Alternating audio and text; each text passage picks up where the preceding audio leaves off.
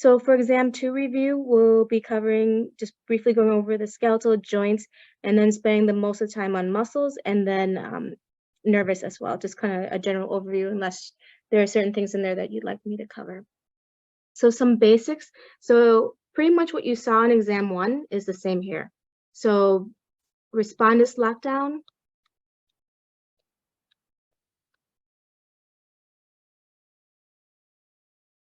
and webcam. I did email students that where their exams were flagged by respondus lockdown. So if you received an email, please make sure that you go through the video that I included to show how to do the environmental scan that I'm looking for. Okay. If you didn't receive any emails, that means that respondus didn't flag you down and you're good. So kind of keep doing what you were doing. Any questions about the respondus lockdown and webcam?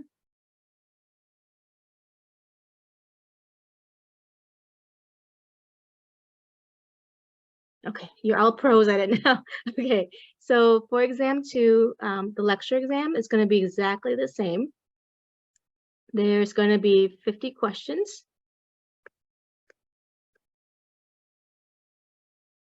40 are multiple choice, and 10 are fill in the blanks. You can move around, but I recommend going from, sequentially, because if you skip around, sometimes it lags and that it could potentially have IT issues or internet connection issues. If there is internet or connection issues, though, please just log out, send me a text, send me an email. Text is preferable because then I'll see that right away and I can respond and help you, okay? So it's going to cover skeletal, joints, muscles, and muscles is technically, I believe, 2 chapters, and nervous is 2 to 3 chapters. And I divide the questions evenly. So, per chapter. So how many ever chapters there are, divide that by 50, and that's the representation that you would see on the exam for that. Okay. What else? Then for lab, same thing as last time. There's going to be 30 questions. And it is all identification. Pretty much what you see in your quiz is what you'll see on the lab exam. Spelling counts.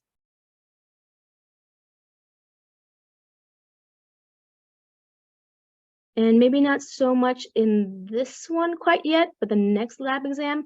But just in case, if you see a pair of something, if there's a pair of something, make sure to indicate right or left. Okay. I don't think there's any here that you'll need to do. So there's the bones, there's the muscles, the brain. I don't think there's any right and left that you have to know quite yet until the next exam. But that's pretty much it. Any questions about the content?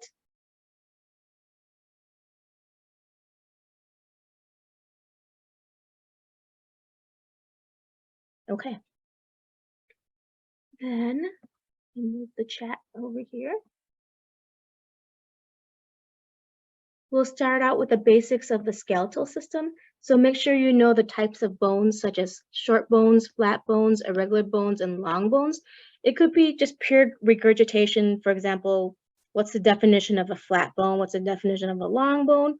Or it could be more of synthesis questions. For example, the tibia is an example of which bone?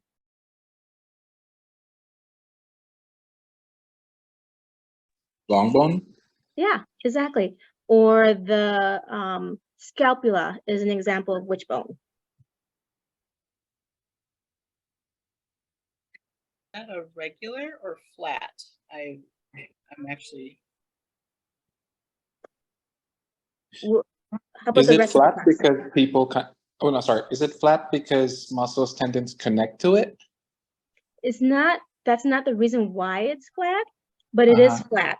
Okay. So if you look at the majority of the bone, if the majority is flat, then it's flat. Where if you're looking at the vertebrae, what would you classify the vertebrae as? That would be a regular. Exactly. Okay, gotcha. Okay. All right.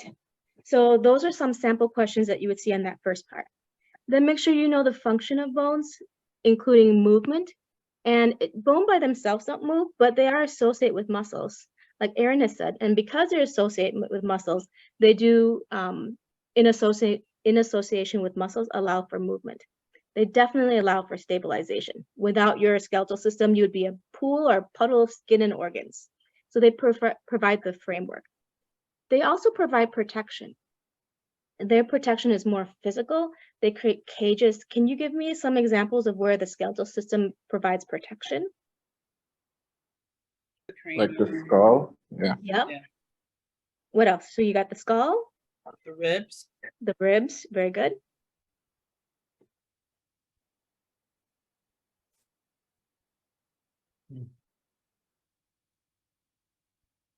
How about one more? Like the spine, because it protects like the nerves come out of it. The vertebrae definitely protects the spinal cord for sure. Yep. Another one would be your pelvic girdle that protects your reproductive organs. Okay. It also allows for red blood cell production. How does it allow for red blood cell production? That's within the bone marrow where it's Excellent. created. Excellent. And where can you find bone marrow? What two main places? Medullary cavity. Yep. And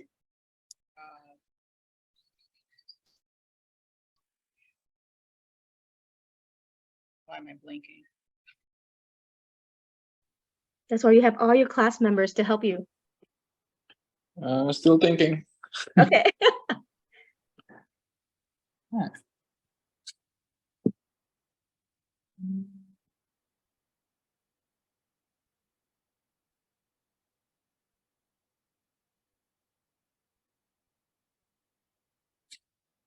Can I help? Or you want to keep? I was going to say the osteoclast, but that's like within the medullary cavity. That's right? correct. So that's not it. Nope. Okay.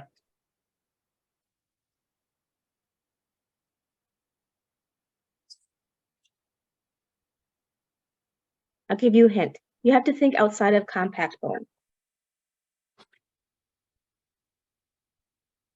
Oh, it's in spongy bone. So like the Yes, you got it. Exactly. Right. It's in Yeah. spongy bone. And yeah, I that's, had to cheat. yep, go ahead, Erin. Oh no, sorry. I was just saying I had to look on my notes. I couldn't think of it myself. That's what they're there for. That's what they're there for, exactly. But that's exactly it. It's spongy bone because if you think about it, the medullary cavity, you should have learned that it changes. It transitions from red bone marrow to yellow bone marrow to gelatinous bone marrow, right? So that doesn't last forever. So then if it doesn't last forever, where do we get our red blood cells from?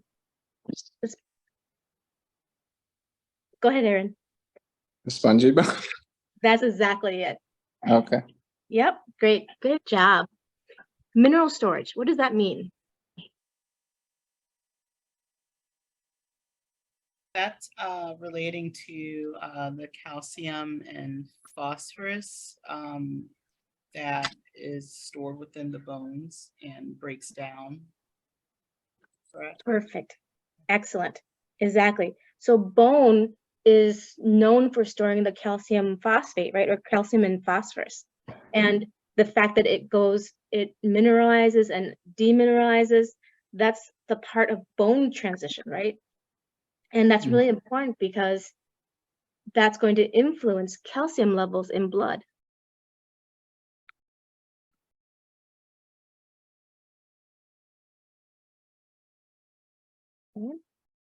Where would the minerals be stored?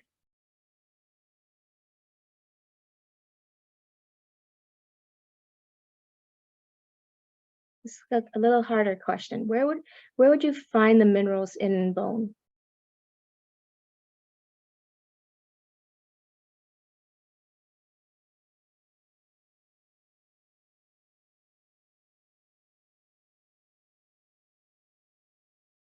Is it in the matrix? Very good. Exactly in the matrix. And then the matrix is actually composed of two different things. So which one specifically would you find minerals? Inorganic hydroxyapatite. Yep, hydroxyapatite. Yep, but the Apatite. hydroxyapatite takes up what component of the matrix?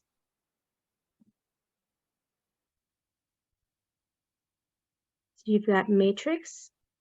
Like the inorganic? It is, Are you- go ahead. I'm sorry, are you referring to percentage wise or like the amount? Nope. Or Nope. So there's two parts of the matrix. So the matrix is made up of ground substance and fibers. Right. So where would you find the calcium? Calcium phosphate.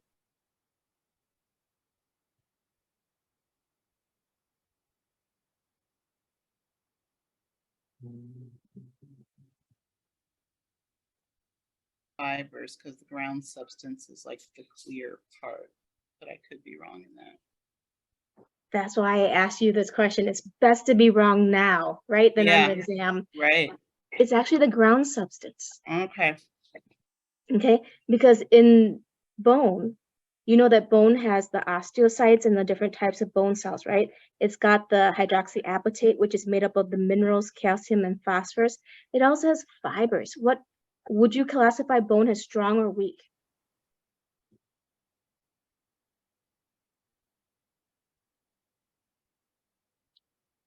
Is it strong because there's collagen in it? That's it. Mhm. And that's where the fibers come into play, the collagen Gotcha. fibers. Okay. All right. So just kind of pulling everything together. Okay. Make sure you know the anatomy of a long bone. And for every structure, make sure you know the function. That's the one big takeaway you want to take from this class. Okay. For wherever you have the structure, it's there for a reason. It's there, it has a function. So structure and function always go hand in hand. So it would be helpful to like draw a long bone, for example. Okay, and label what all the structures are. Okay, so this would be more of the macroscopic, the things that you could see. Okay, the epiphysis, the diaphysis, the epiphyseal plate, the medullary cavity, all those terms should come into play here. Okay, when you kind of come in and fill it out more.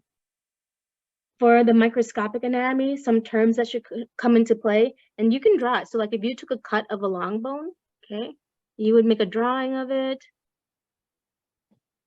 And if you took a cut of a long bone, you would see that it is composed of these functional units. What are the functional units of compact bone? Is this where it's the male? Is that this one? Nope, not yet. Not yet. Okay. Wait, are you pointing, so, because the middle is the central canal, so the outside would be the perforating canal? Wait a second. Wait, that's a great question. So I took a cut of a long bone. So if I took a cut of a long bone, this is the long bone right here. So what is this actually? Not the central canal, but the medullary cavity? The medullary cavity. Okay, all right. Yep, and that's why I'm drawing this, because sometimes it's hard to visualize it. So if I cut a long bone, you're actually seeing the center as the medullary cavity. And what are all these circles that I'm drawing in here? Are they the blood vessels? Nope. No, not that. Wait. The osteon, not the osteons. Yes, the osteons. Oh yeah, okay, got it. Okay. Yes, exactly. So the functional unit of compact bone tissue are osteons. So, and they essentially, this is what they look like if you cut a long bone, okay? So then I zoomed in on one osteon.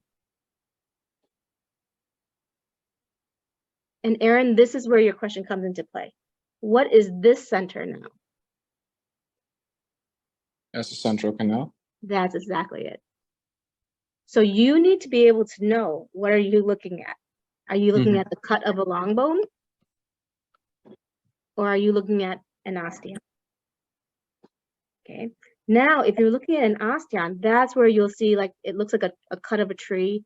It has all these like Twinkie filled goodness, but instead of the cream goodness, it's made up of what?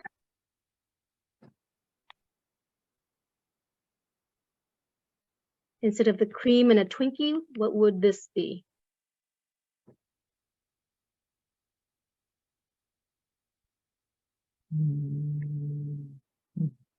Let me take a step back. So what I just drew are concentric rings. Okay, so the concentric rings are called the lamella. Mhm. The lamella consists of the filling, what goes into the space, as well as the fibers or collagen. So what fills the space? Oh, So lamella, osteocytes. what is it? Is it osteocytes? Not yet. These are just Oh. the concentric rings so far. Lamella is composed of concentric rings made up of what?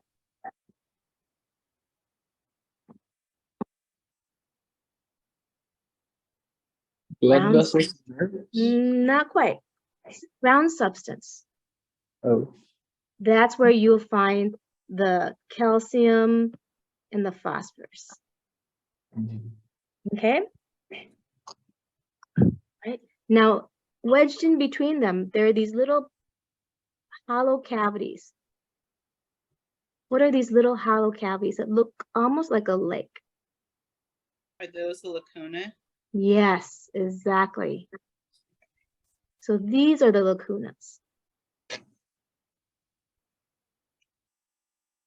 And the lacuna is a cavity, it's a space, right? And what should it house? Osteocytes? There you go. Osteocytes. Can I ask a question? So on one of the quizzes, or for the quiz for the bone, there was a question about the osteocytes being caught in the matrix, and it was worded so funny that I was just like, wait, is this a joke? And I got it wrong, because I was like, that's not right, but it was actually true. And Yeah. so with that particular question, it was like the osteocytes are caught in the matrix or of something or another. Is that what this is referring to? Exactly. Gotcha. Okay. Yep. And that's why sometimes visuals help you a lot more than a paragraph can, because you can't Yeah. see it, right? Yep. Right. Absolutely. You can see Okay. that they're wedged between the lamellas. Yep. Gotcha. Thank you. Yep. And then connecting the lacunas together are these things. And what are these things called? Canaliculi. Exactly. Canaliculi. Okay. And the canaliculi, what are they? So they allow osteocytes to communicate via dendrites of the cell body. Exactly. That's what they do, though. That's their function. What are they, though? Slender channels. Yeah, exactly. I would have just said channels, but I like the word slender too. Channels. Okay. And like Aaron said, make sure you know the function as well. All right. So that's kind of what you need to go over for skeletal. Okay. And then in addition, you're going to want to know the types of cells. What's an osteogenic cell versus what's an osteoblast versus what's an osteocyte and what's an osteoclast. So this picture right here, I love it because it does such a good job of showing all of this. So I'm trying to get lower the images so I can see that a little bit better. Here we go. Okay. So you can see that osteogenic, osteoblast, and osteocyte are related to each other.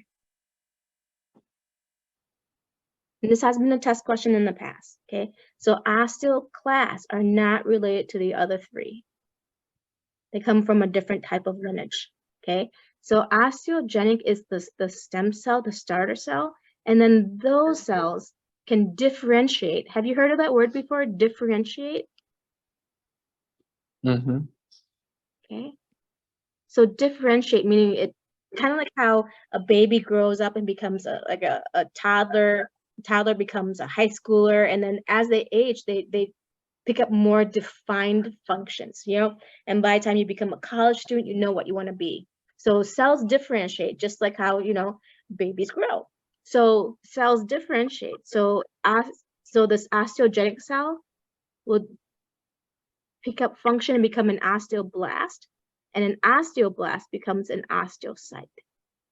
So the difference is that an osteoblast, and this is how I used to remember, B in osteoblast means B in building. It is the bone building cell. Building. Okay.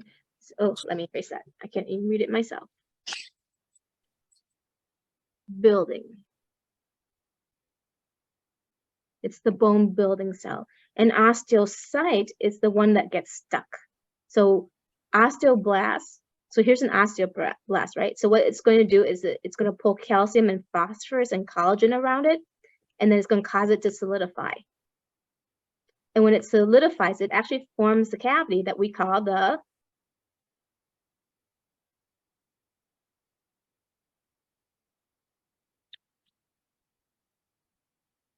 one more time. So osteoblasts are the bone building cells.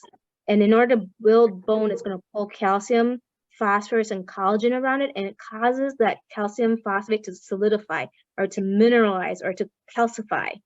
And by doing that, it creates the space that it now is housed in, right? And that space, that cavity, is called what?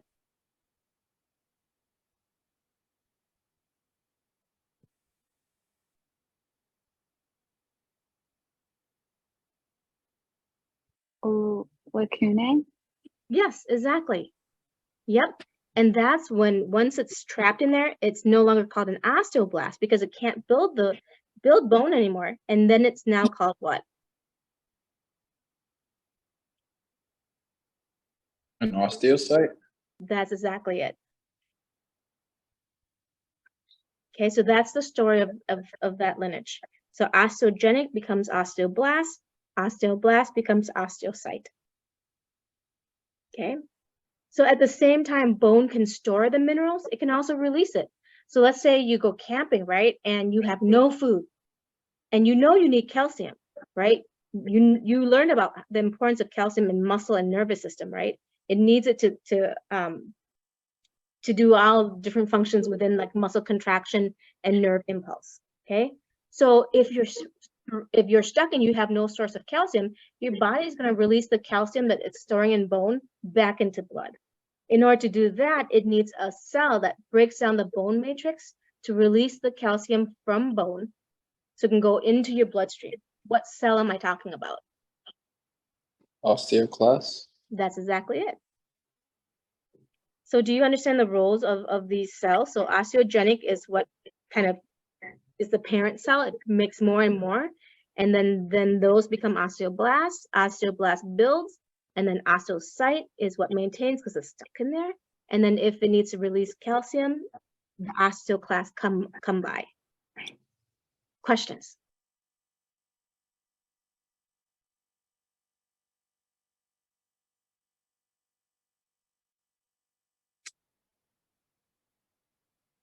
Okay, let me ask you some questions then.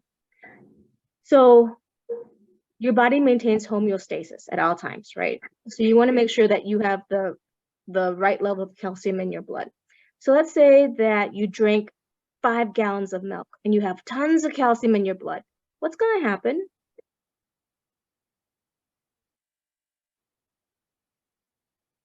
Isn't something going to come to break it down to release it because you have too much?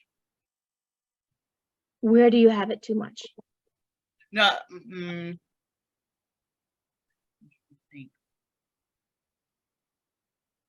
So this case study that I'm presenting to you, okay, so you have too much calcium in blood. How would you rectify that? Where can calcium go and be stored?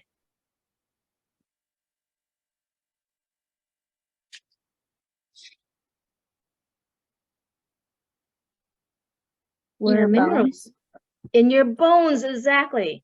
So if you want to store calcium in your bone, what cell would you want to stimulate? Osteoblast. Yes, you got it, Aaron. That is a test question in the past and maybe in the future. or maybe when you take the exam. Okay, so you kind of have to think it through. Some questions require you just to regurgitate it, and others kind of require you to think a little bit. Okay, so Aaron said it would stimulate the osteoblast, but I just want to make sure it makes sense to everybody. Why would it stimulate the osteoblast? Is it because, I mean, you know, like from my notes, I wrote osteoblasts are like bone forming. They don't reproduce. They come from osteogenic cells because they don't reproduce themselves. They're non-mitotic and produce organic compounds of bone tissue. Yeah. How are they making the organic bone tissue? How are they forming the ground substance? They're taking the calcium and the phosphate and they're storing it around themselves. So the osteoblast would be stimulated if you have too much calcium in blood, because it's going to take the calcium from your blood and it's going to store it into bone in the form of the ground substance. Which is the matrix, correct? That's correct. Got it. And that's what's lowering the calcium levels. That is correct. Got it. Okay. Likewise, if the reverse happens, let's say there's not enough calcium in blood, what would happen? What would happen? Is that when osteoclasts will take over and just kind of, you know, keep like breaking down bone? Yes. And when it breaks down bone, what does it release? Calcium. Yep. And if it releases calcium, the calcium leaves the bone and goes into where? Back into the blood. That's exactly it. Got it. Yep. So oftentimes students think that bone are not dynamic, or just like when it's made, that's it. It's not true. Bone is constantly forming, reforming, forming, and reforming based on what calcium you need in your body. That's how cool bone is. Okay. It's not like the bone that you see like in forensic shows like outside of the body. That's dead, you know, but the bone inside the body, it's living, you know, it's transitioning, it's changing. Okay. All right. Anyways, that's too much time on that.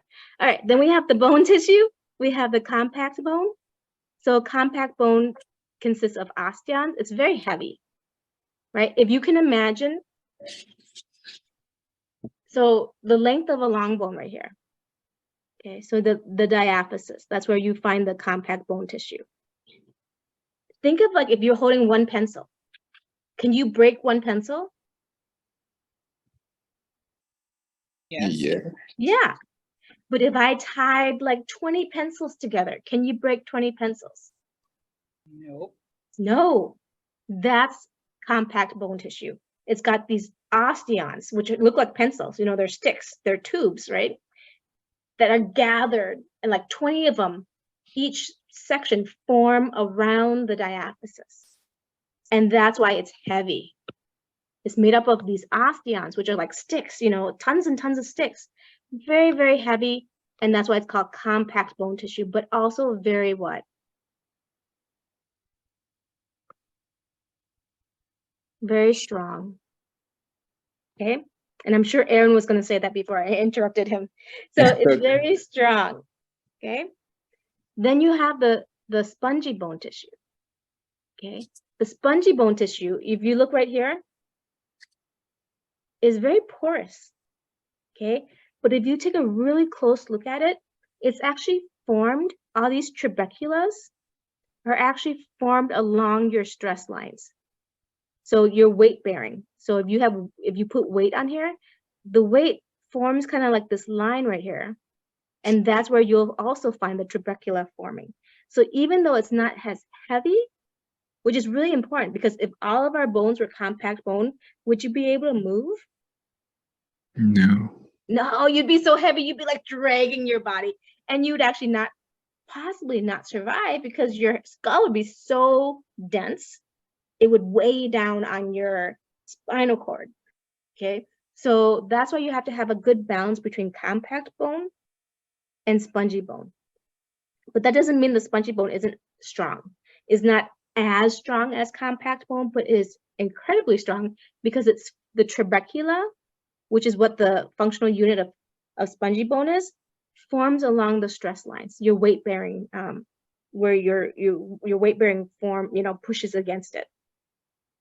So those are the two types of bone tissue that you have. Okay. Then how are bones formed? They're formed through endochondrial ossification and intramembranous ossification. Can someone tell me what the difference is between those two? Can you repeat it, Dr. Blue? Sure. What's the difference between endochondrial ossification and intramembranous ossification? For me, the way that I kind of separated them in my head was that the endochondrial ossification was like a new bone forming, whereas the intramembranous ossification was from like a cartilage that already existed, and then bones were kind of growing from that blueprint that was already there. Mm-hmm. Okay. Others? So like I wrote in my notes, so intramembranous are like they produce flat bones, and then endochondrial produce long bones, ribs, and vertebra. So it's like intramembranous is like kind of like one bone specifically, whereas endochondrial is like the rest of it. I love both of your answers supporting each other. So that is you did a great job summarizing the types of differences. One type of difference between endochondrial and intramembranous is the type of bones that they form. Okay, endochondrial is going to form long bones. Intramembranous forms flat bones. Okay, the other difference that you had mentioned, okay, is in how does it happen? What's the process? And what's the starting material? Okay, so let's take a look here. Endo meaning inside. Chondrial, what does chondrial mean? Anytime you hear chondro, you should think what? Cartilage? Yes. Okay. So even if you didn't remember, you should always think chondrial cartilage. Okay, so that means for endochondrial ossification, the starting material is cartilage. Okay. Intra, meaning between, membranous, and specifically is mesenchyme. You should know that term, okay? So if on a test I ask you, what's the starting material for intramembranous ossification, what would you say?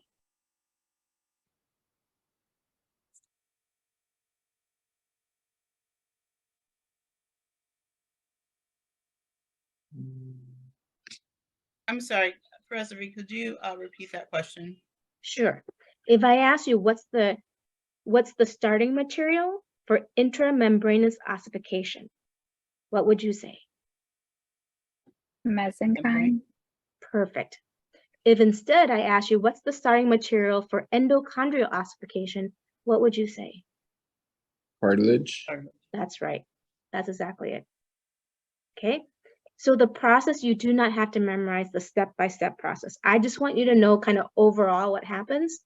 So endochondrial ossification, it starts with a beginning substance, cartilage, in the center. Then it's going to pull bone substance around it. Okay, it's going to form compact and spongy around it. Then it's going to go back in and break away that cartilage. Okay, and fill it and leave the medullary cavity and fill it with more bone tissue. So that's why it's called endochondrial ossification, because it starts with a template of cartilage on the inside, builds bone around it, and then goes back in, breaks the cartilage down and fills it with bone. Okay.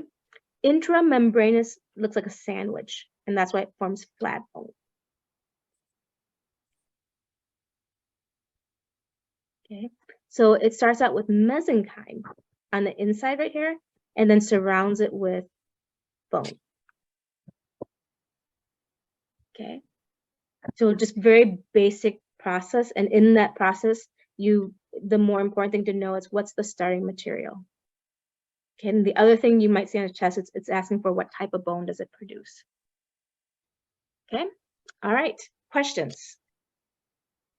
Professor, is that like an example of like studying smart, like kind of just focusing on the important things, perhaps not quite the whole, explanation?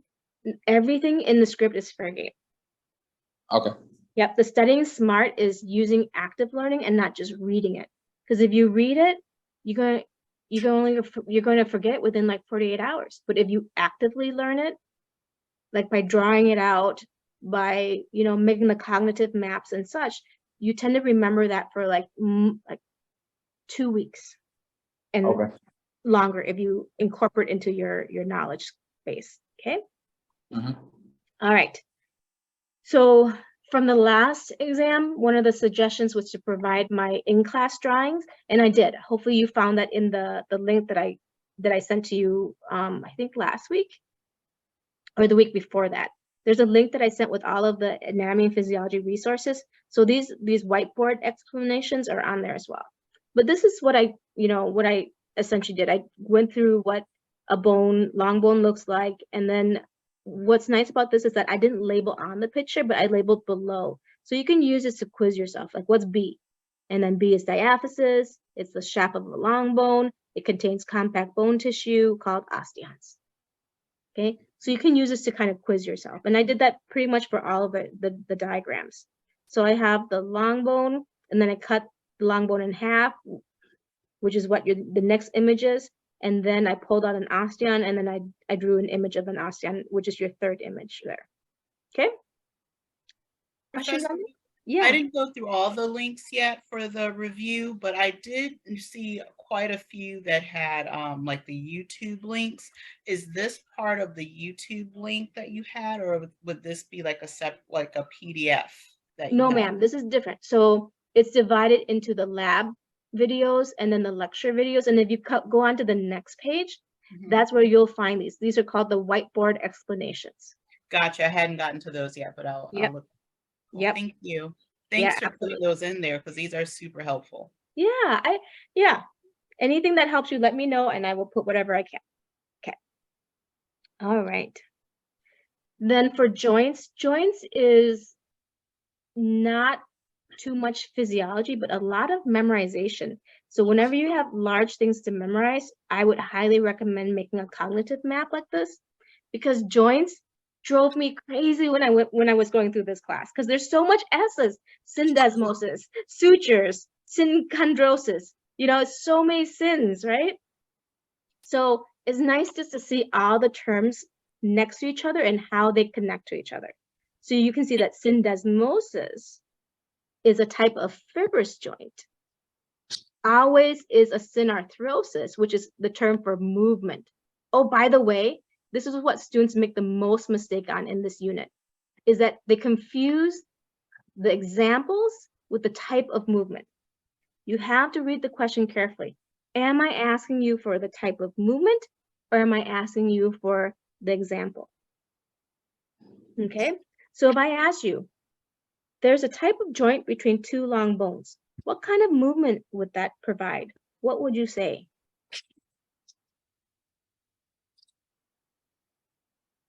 One more time. There's a type of joint found between two long bones. What movement does that joint allow for?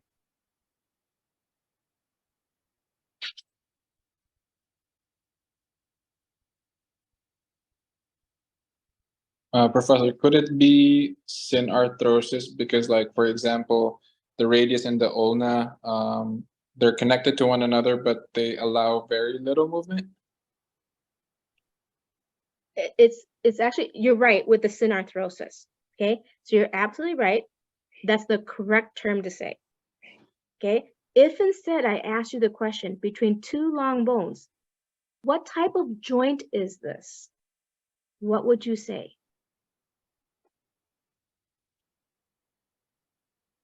Oh, the syndesmosis. There you go. Do you see the Okay. difference in the question? So you have to read the question carefully. Am I asking you for the name of the joint? Or am I asking you for the type of movement it provides? Syndesmosis or synarthrosis? They sound very similar, but they're not answering the same thing. Make sense? Thumbs up, thumbs down. Yep. Okay. All right, so I'll send this PowerPoint to you. So go through and fill all of that out. So you can see all the like synchondrosis and all the other sins, okay? Amphithrosis, diarthrosis, all of the terms. And it just helps to have that visual, okay? All right. So then in addition to those, oh, did you have a question? I had a quick question when it came to the syndesmosis. That would be for long bones, like Yep. like tibia and fibula, or the radius and ulna. Is that the example? Because those two they have very little movement except for that kind of like slight rotation that they might do with each other, but there's no movement between the two. Is that example? So that's what Aaron had brought up too, right? So you can see that the radius and ulna allows for slight movement, but not between the bones itself. So the movement it's allowing for is truly not a movement of the joint. Okay. Got it. So all joints in between two long bones, and that includes radius and ulna, and the tibia and the fibula, are synarthrosis. They provide no movement. Okay, because we're looking at between the two bone itself, not because what the movement that you're talking about is the combination of those two bones that move together. That's different, right? That's the elbow joint. Yes. Okay. Okay, but the radius and the ulna itself, between those two, they don't move. Gotcha. Yep, they move as a unit, in which case now it becomes the elbow joint. Okay. Yep. Okay, and that was Aaron's comment as well. Okay. So in addition to that, make sure you focus a bit on the synovial joints. All these terms should make sense to you. What's a meniscus? What's a bursa? What's a synovial capsule? What's the cavity? Okay, and what's the articular cartilage? Okay, so I have an image here. So I have the image for you. So now you want to go back, because wherever there's structure, there's always what? Function. That's right. Okay, so you want to go back in with function. Okay. I apologize. I'm kind of speeding through everything because I just want to get to muscles. Okay. Okay. So we're to muscles. So in muscles, you want to make sure you know the structure and the function.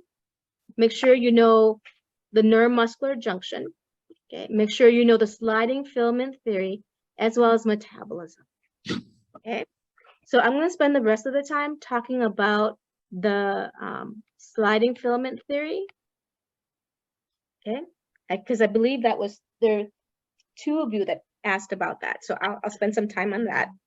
And then I will hopefully have time for action potential in the nervous system. Okay. So this is another whiteboard explanation. You know, I'm just going through what a muscle looks like. So a muscle attached to a bone through a tendon, and then the muscle itself, notice all the things I drew in there. I drew the muscle, the whole muscle, and then the epimysium that's in green that surrounds that whole muscle. And then if I took that apart, the muscle is built up of these tubes or these chunks of fascicles. The fascicles are also surrounded by fascia, which is called a perimysium. And then fascicles are made up of bundles of muscle cell. Now it is a cell, but remember when you studied a cell, what shape was it?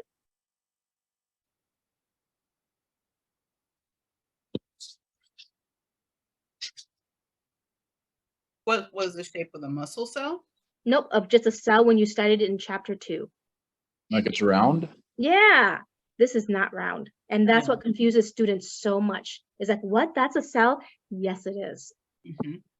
Okay, so train your brain to get out of, okay, here's the cell, here's the nucleus, here's the ER, you know, not all cells are round.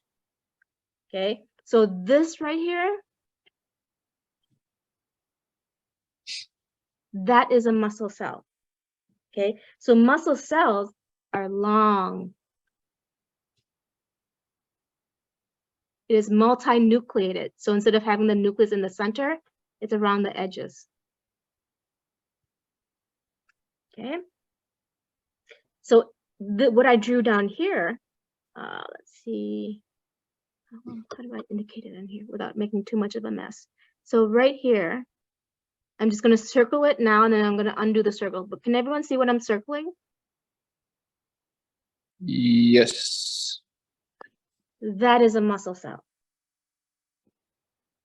One muscle cell.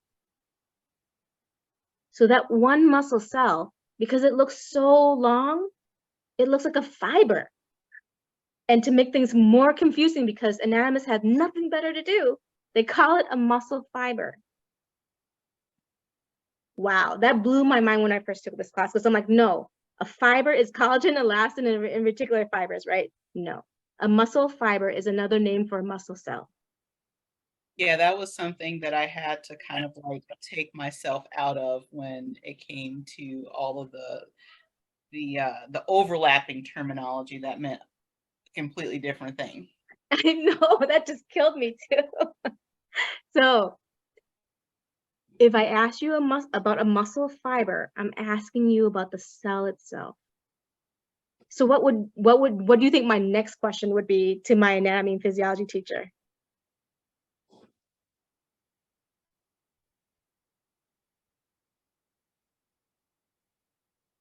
So what are fibers called then, right? What do you call a fiber inside of a muscle fiber? Are those the filaments? Sort of. Take one Fascicle? step back. What did you say, Erin? Myofibrils, are those? There you go. Got it. Okay. I had to take it back a little bit. Myofibrils. Yep. Myofibrils is actually what the fibers are, the real fibers. Okay.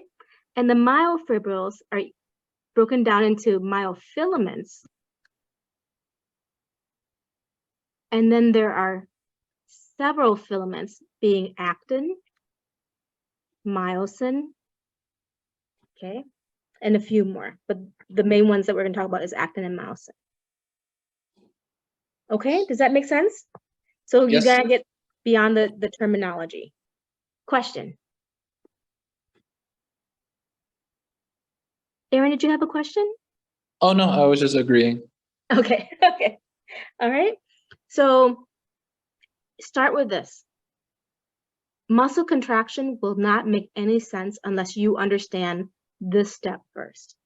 Okay, you need to know what's in a muscle cell and what its function is. Okay, you need to be able to visualize, okay, what's a sarcoplasmic reticulum? What does it do? What's a sarcomere? What does it do? What are actin? What are myosin heads? So on. So you need to know this page before you can move on. But for sake of time, I'm going to move on, but you can come back to this page, okay? All right, so the page we're going to look at now is this one. So this one addresses two questions. One, what is the sliding filament theory? And two, what are the steps? What's the sequence in the sliding filament theory? Now, do you have to memorize exactly what's step 2, what's step 3, what's step 4? No. Okay, so don't focus on the numbering. I just put the number there so it's easier to keep track of, but just know the events. Okay, what event comes first, next, second, and so on. It's not always going to be step 3, it's always going to be this, because it depends on what book is presenting the steps. But the events are always in the correct order. Okay, do you see what I'm saying? Yep. All right, so let's start with this. So you have the neuromuscular junction, right, which is like this whole area right here. Here's the neuromuscular junction. Okay, so the first event is that the central nervous system is going to send a signal to a motor neuron. Okay, so like so. Oops. Step 1.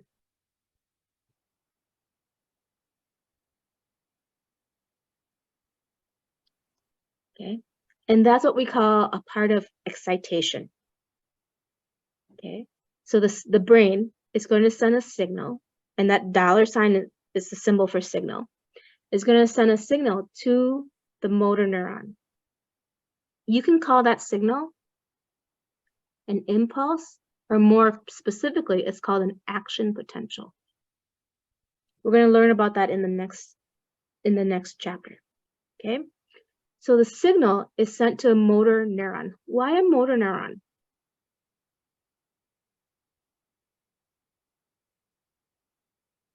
Why a motor neuron?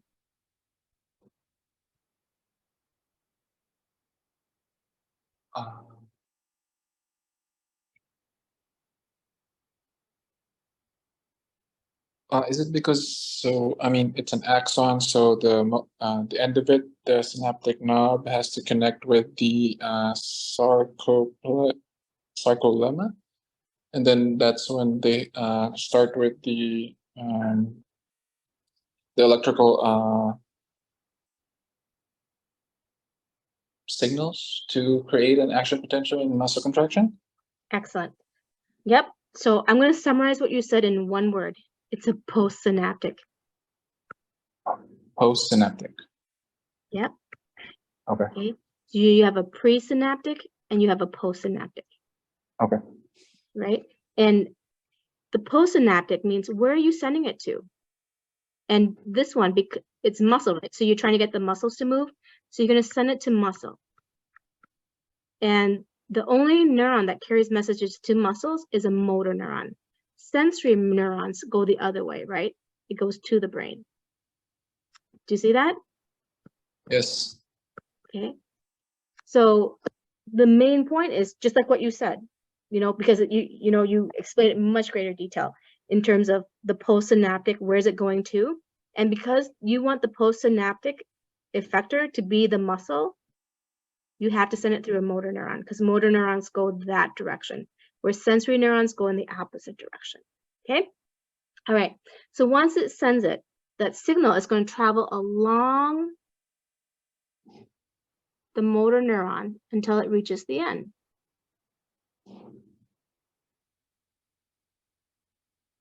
So here's that signal, or that impulse. It's going to travel along the whole motor neuron until it reaches the end, or the synaptic knob.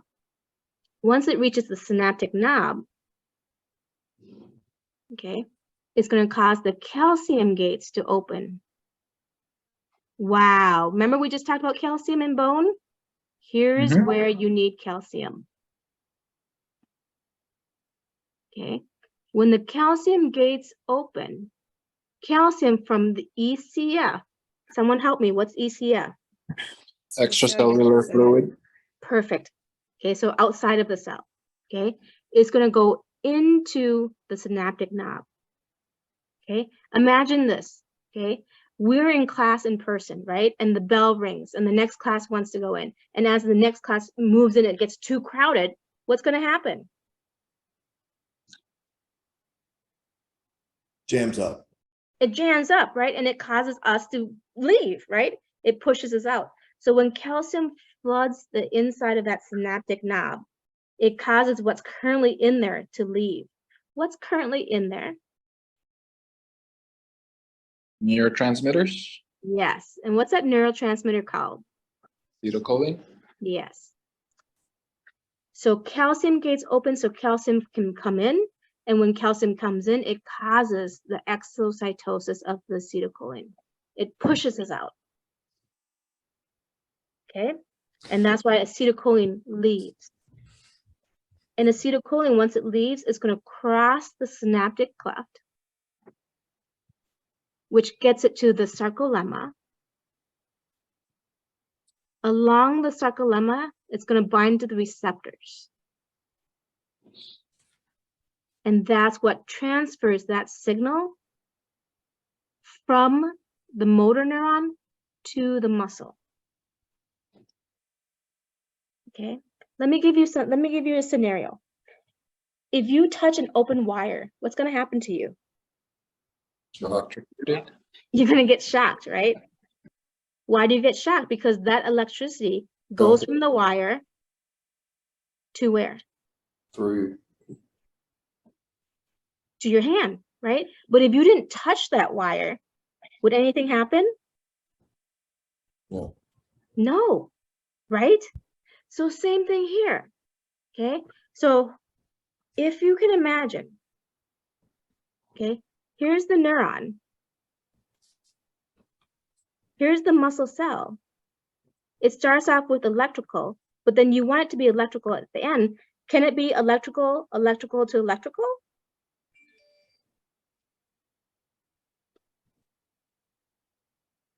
Well, if it's positive, These two don't come into contact. So can you just send the electrical signal to right over here without contact? without contact? No. You can't.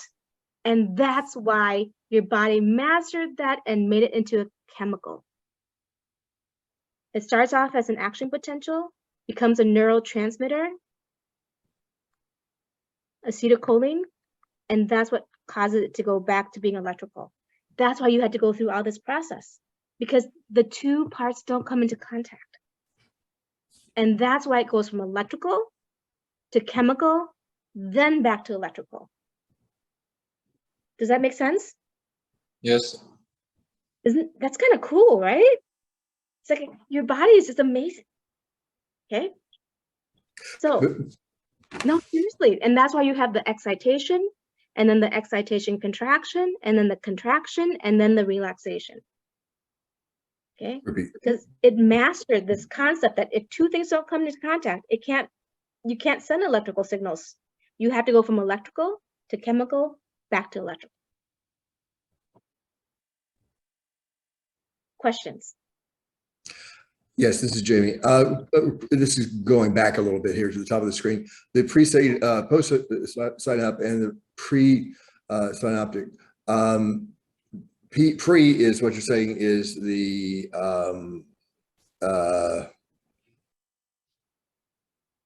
what are you calling pre? I know So what it depends on where you're looking at. So if you're looking at between the brain and the motor neuron, the pre is the brain, the motor neuron is the post.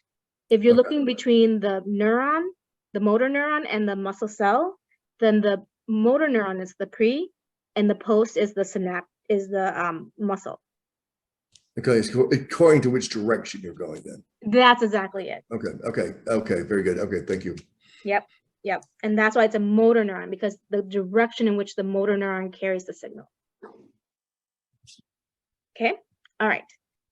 Okay, so you have the acetylcholine. Yeah.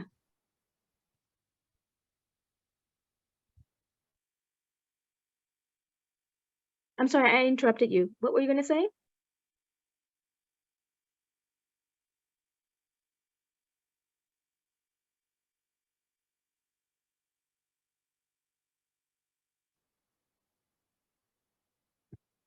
Did I lose connection? No, No, I we're don't know. I think Okay. somebody made a mistake. Go ahead. Okay. All right. I was afraid I lost connection because that happened before. Okay. All right. So the ACH is released. Why did the ACH get released again? Because the calcium came into the synaptic knob. Perfect. Exostosis. Yep. So, be careful though. Calcium enters through diffusion, but ACH leaves through exocytosis. Okay. So why did calcium enter through diffusion? Because there was more of it in one section than the other in that one. A+ to Jamie. You got it. Okay. It's about membrane Poorly transport. worded, but you got the You got it. You nailed it right on, you got it right in the nail. Okay. So that's exactly why, because there's more on the outside than on the inside. So when you're going from high to low, it's always passive. Okay. But with acetylcholine, there's more on the inside. That's absolutely right. But it's surrounded by membrane. And that membrane transport has to leave through exocytosis. So that membrane has to merge, the vesicle that surrounds the ACH has to merge with the membrane of the synaptic knob, and that forces it out. So that's a form of exocytosis. And Easy that peasy. will always require ATP. Okay, all right. So when acetylcholine leaves, it crosses the synaptic knob, and it's going to bind to the receptors at the sarcolemma. When it binds the receptors at the sarcolemma, that's what generates it back to being an action potential. In other words, electrical impulse. Okay, so that's number 4. So signal is generated along the sarcolemma. So here's the signal. Oops, wrong color. Correct color. I'm going to try to do it really dark. Can you see the action potential I'm drawing along the sarcolemma? Yes. Yeah. Okay. Yes. Now look, I'm causing the signal is going to move down. What is it moving down through? What is this structure called? Transverse tubule. tubules. Perfect. You all got it. The transverse tubules or the T tubules. It's there for a reason. Okay, it's there so that it gets that signal deep enough into the cell so that it can come into contact with this organelle right here. What is this organelle? Sarcoplasmic reticulum. A plus for you too. Okay, you got it. It's the sarcoplasmic reticulum. The sarcoplasmic reticulum is just another fancy way of saying what? What organelle?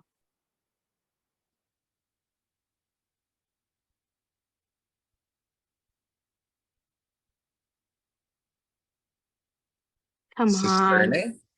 No, it contains the cisternae, but that's not an organelle. Did I see? I said is smooth ER. That's right. Yeah. And what do you know about smooth ER? It does. What is it? It contains what? Calcium? Yes. Do you remember all the way back in chapter 2? You learned that smooth endoplasmic reticulum doesn't have ribosomes. Okay. And actually, what I just realized that that's actually not this. That's not the smooth ER. That's the myosin. But that's okay. The smooth ER is like over here. It looks very similar. Okay. So the smooth ER, the smooth endoplasmic reticulum, contains minerals. Do you remember that? Contains minerals. And what minerals? Calcium. Okay. So the smooth endoplasmic reticulum right here contains the calcium. Okay. And oh, that's what I drew in this really small. Hold on, let me zoom in.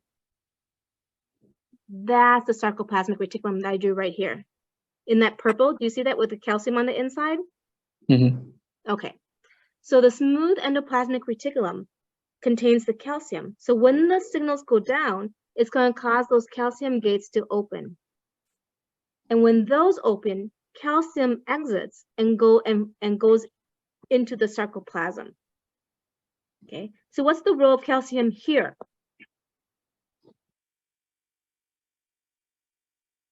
It needs to make its way over to the thin filament. Oh no.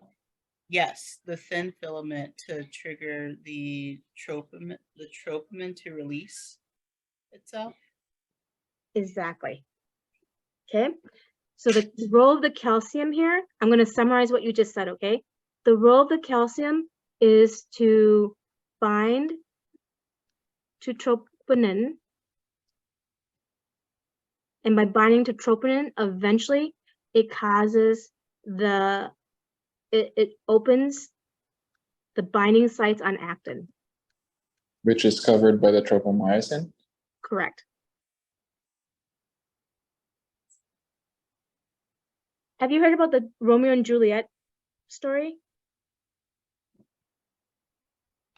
Shakespeare? Yeah, I know that story. I meant the muscle version. Oh no. Okay, let me tell you that because it's my favorite thing. Okay. I'm curious. Go ahead. Okay. So Romeo and Juliet, actin and myosin, want to hook up together and lead to contraction, but they can't. Alas, Romeo has parents called troponin and tropomyosin that is really protective and surrounds actin and prevents myosin. Oh no, I'm sorry, Juliet has the parents that surrounds Juliet and prevents Romeo, myosin, from hooking up with her. Okay, so what is known knowledge okay, is that troponin, and which is the partner of tropomyosin, which actually is what prevents the binding. It loves chocolate. And if they're giving chocolate, they get really loose and relaxed. And when they get really loose and relaxed, they pull their spouse with them, their significant other. So what happens is that you supply chocolate or calcium to troponin, and troponin loosens up. And because troponin is attached to tropomyosin, tropomyosin also loosens up. And that's what allows myosin, or Romeo, to hook up with Juliet, aka Acton. Romeo and Juliet, the rose. Okay, so in this case, calcium is the chocolate. Juliet is Acton. Romeo is myosin. And who are the parents?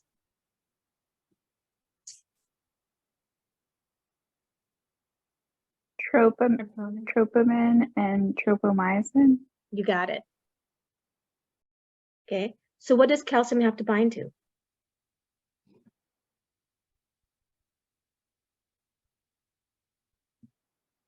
Myosin has to go to actin. That's If for it- contraction. But what does calcium have to bind to in order for contraction to happen? Tropomyosin, and then it brings tropopin. You with switched it? them. Oh, okay. So it Tropo- has to bind to tropopin, and then it brings tropomyosin with it. That's right. Okay. Exactly. Okay. So which one prevents Romeo and Juliet from hooking up?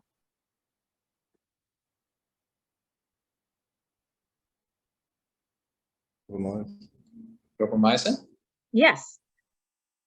Okay. So what's the function of tropomyosin? It prevents what?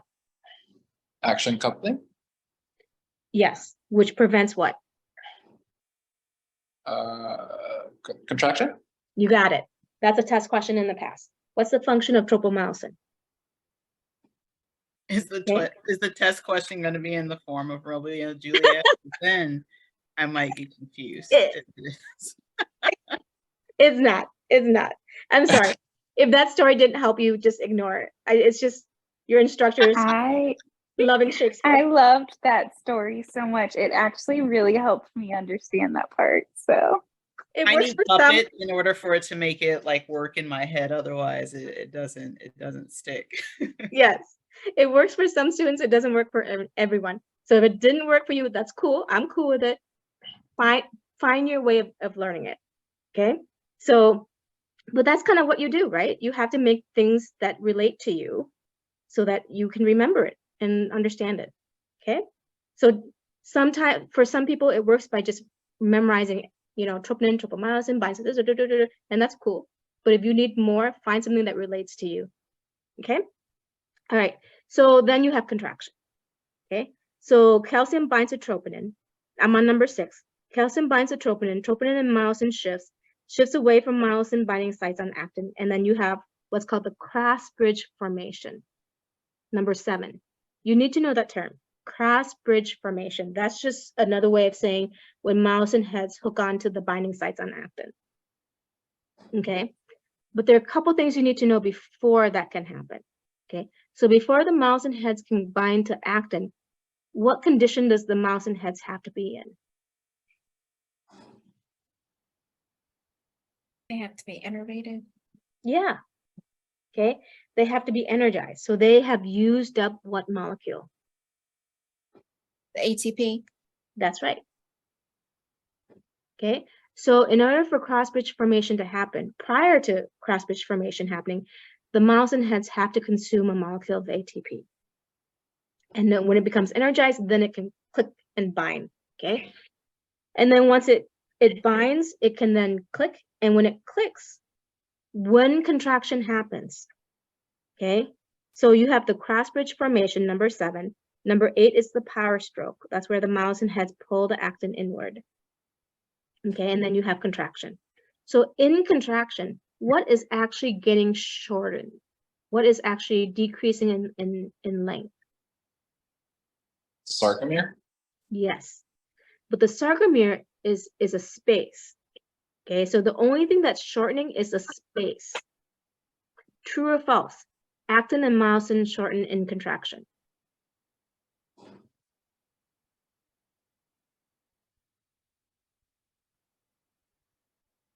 That's false. Beautiful. The only thing that shortens is the space. Like, would Okay. that be like because the Z disc is like coming closer to one another? Yeah. Yep, they Okay. do. Yep. Yep. But neither, or is it neither? Neither of the of the filaments get shortened themselves. Just that space gets shortened. Okay? Mm-hmm. All right. Now, you don't want to be contracted the whole time, right? Because imagine yourself like contracted the whole time. You don't want that to be a default. Okay? You only want to contract when the brain sends a signal. So once this is finished, you need to undergo what next step? Relaxation. That's right. And in order for relaxation to happen, you kind of go back to what led to contraction and you stop them. So that's why if you go back to number 1, I have a cross, I cross out number 1. Okay. So the first thing that has to happen is the brain tells the muscle to stop contracting. So when the brain sends that signal, okay, to stop contracting, the motor neuron stops releasing acetylcholine. Okay, here's the problem. It stops releasing new acetylcholine, but what's already there?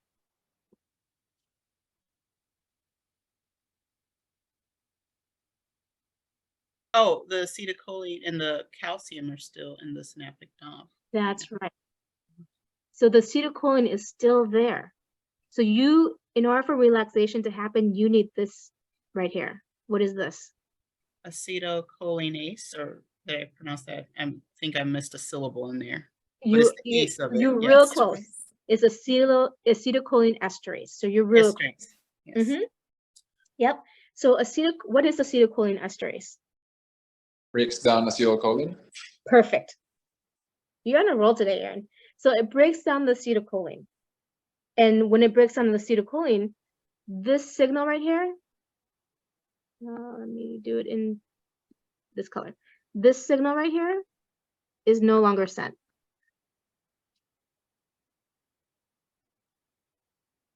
If the signal is no longer sent, the sarcoplasmic reticulum stops releasing calcium. But like Cheryl said, I believe it was Cheryl, you still have the calcium that's what?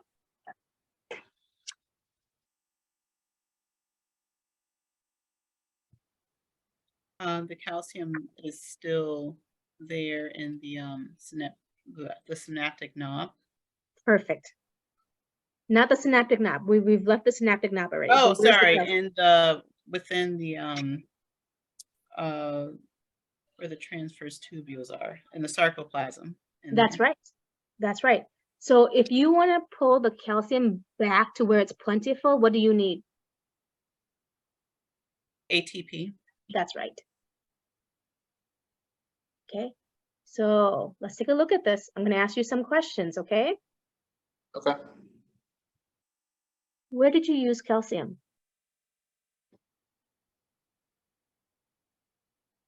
How often did you need to use calcium? Every single time there's an action potential to create contraction. In an action potential, I'm sorry, in this sliding filament theory model, how many times did you need calcium present?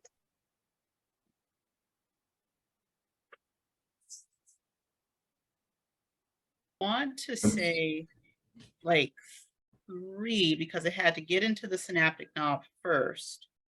And then once the signal went to the transverse tubule, that released it from the sarcoplasmic reticulum, and then it had to make its way to the troponin. So is that twice that That's it was? correct. Okay. Yep. So you need calcium 2 times. Once to cause the exocytosis of acetylcholine, and again, to cause the troponin and tropomyosin to shift away from actin. Okay, so you need calcium twice in this model. How often did you need ATP? Twice. And where? The release and the exceptions. And then when you're releasing the calcium and when you're putting the calcium back in. And the Okay. in the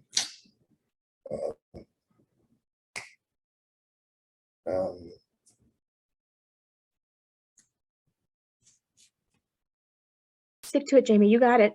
You can do it. well, it's the well. I think Kathy put it in The pumps. I can't think of the name. You're right, Kathy. You need it once for the exocytosis of ACH. And where do you need ATP again the second time?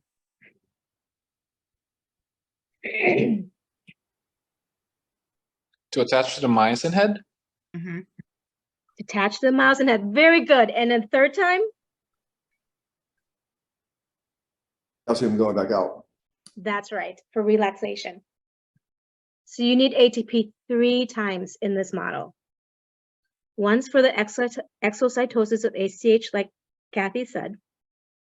And again, in order for the myosin heads to bind to actin, in other words, for the cross-bridge formation to occur.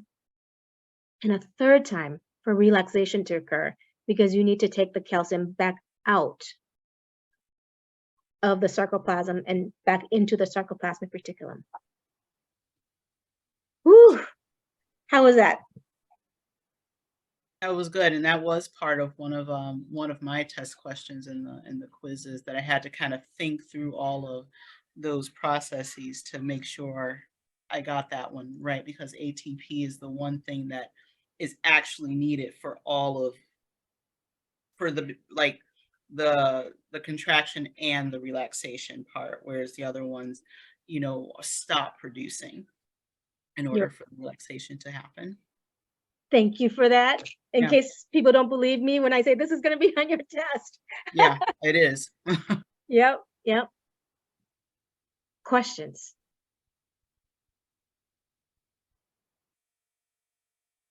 Yeah, so if you can create a drawing, or you can use my drawing, but without like the steps, and then try to figure out the steps yourself, that's a really great learning method.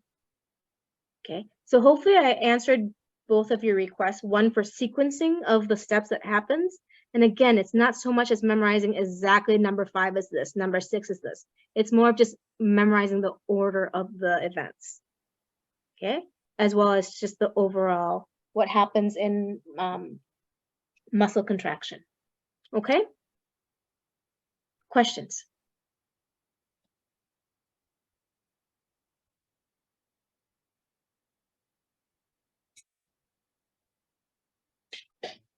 Okay.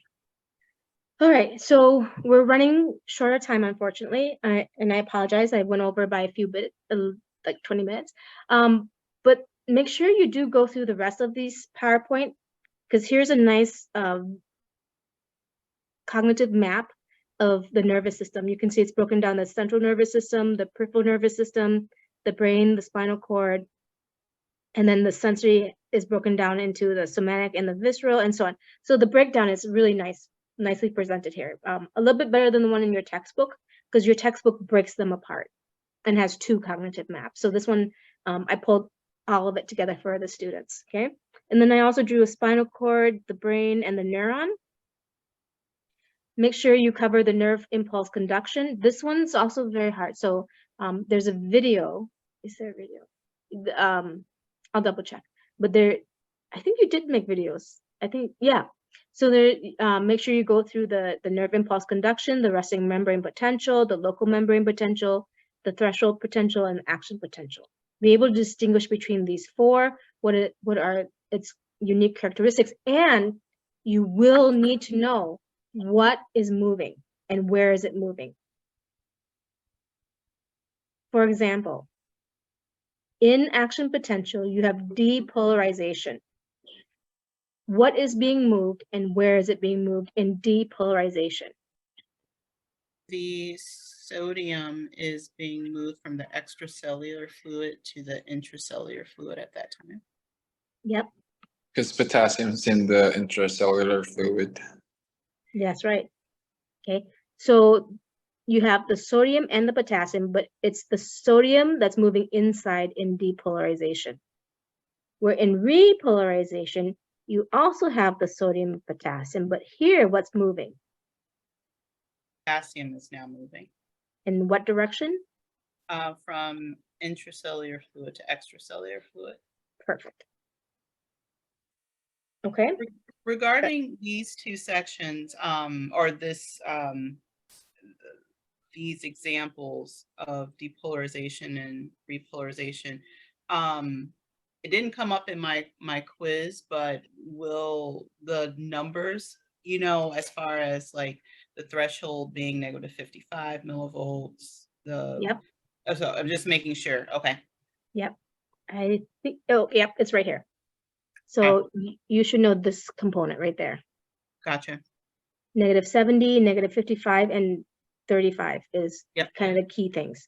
Yep. Okay. And this is also a nice summary of what I would have gone through if I had time with you under the electrophysiology. So you can see the resting membrane potential, the local membrane potential, the threshold, and the action potentials right there.